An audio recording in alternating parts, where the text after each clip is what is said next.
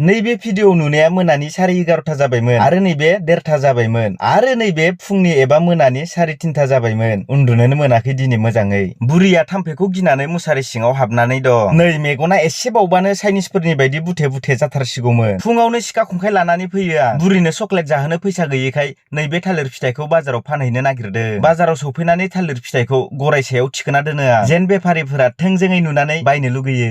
दिनै बाजाराव थालिर फिथाइया 80 लाख कौटि डलार ओंखारदों, बेनिखायनो दाम खम 100 थाखाल' मोनबोनायसै आं। खर'खौ स्रां मोनथों होननानै आधा केजि संख्रि होनानै गाइखेरनि साहा फुदुङो आं। साहाखौ डाइरेक्ट लोङा आङो, अग्लि अग्लिसो लोङो, अब्लासो स्रां मोनोनो। बुरियाबो नंगौ साननानै अग्लि अग्लि लोंबाय। गोथावथार होनलायथारदों। दानिया फाला फिसाजोनि खिथाब लामनाय। दोर खारबोनानै खानानै दोननाय दिरुं दोंनैयाव खिथाबफोरखौ फारियै लामो आङो। नैलाय नायदो, दानिया लाबोबाय आङो हाग्रानिफ्राय खानानै दिंखिया बिफां, नाथाय ओंख्रि जानो थाखाय नङा। मैया गोदानै बायना लाबोनाय हांसोआ बिदै दैदों।